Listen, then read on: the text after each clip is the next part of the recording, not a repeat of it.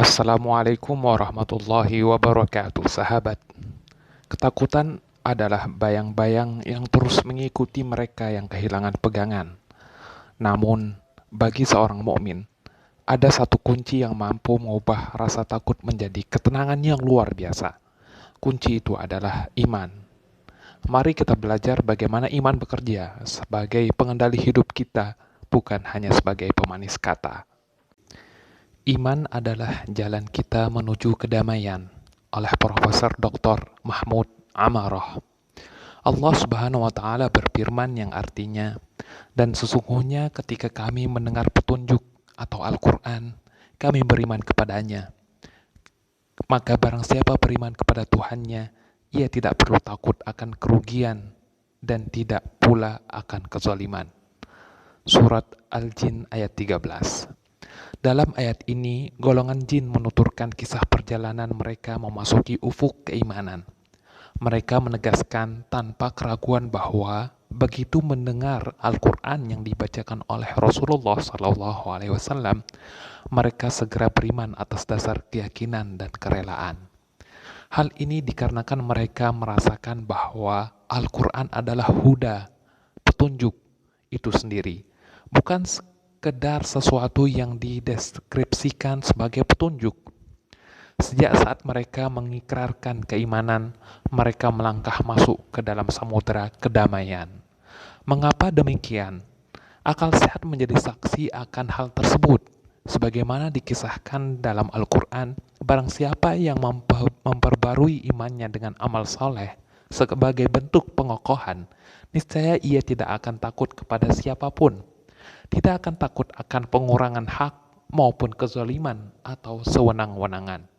Ia merasa aman dalam lingkungannya karena ia sendiri tidak pernah menyakiti orang lain, sehingga ia pun terbebas dari ancaman bahaya. Syaratnya, iman tersebut harus terus-menerus diperbarui dan senantiasa menanjak dalam tangga kualitasnya. Bagaimana mungkin ia merasa takut? Terlebih lagi, ia berada dalam naungan Tuhannya.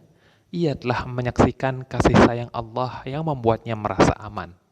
Inilah yang diisyaratkan dalam firman-Nya yang artinya, "Dan barang siapa beriman kepada Allah, niscaya Allah akan memberi petunjuk kepada hatinya." Surat At-Taghabun ayat 11.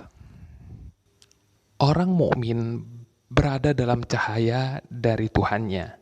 Ia melihat apa yang ada di sekelilingnya, di atas dan di bawahnya, sehingga ia tidak merasa takut maupun gundah. Sebaliknya, mereka yang ingkar akan terus tersesat dalam kegelapan kekufuran. Tentang mereka Allah menggambarkan bahwa pada telinga mereka ada sumbatan dan itu menjadi ketulian bagi mereka. Bahkan melemparkan rasa takut ke dalam hati mereka. Kehidupan mereka selalu diliputi kegelisahan akibat perbuatan zalim dan rasa takut akan hukuman, baik di dunia maupun di akhirat. Mereka mengira setiap suara mengancam ditunjukkan kepada mereka. Mereka menoleh dengan penuh rasa takut, seakan-akan azab akan turun kapan saja. Sementara orang mukmin merasa aman karena mereka tidak berbuat zalim, sehingga mereka tidak perlu mencemaskan hukuman dari siapapun. Penulis kitab Basair Zawi Tamyiz menyebutkan bahwa kata iman dalam Al-Quran digunakan dalam 5 pengertian. Pertama, bima'na iqrar bil lisan, pengakuan lisan. Mengaku beriman secara lisan namun tidak di hati, seperti yang digambarkan mereka beriman dengan lisan dan kafir dengan hati.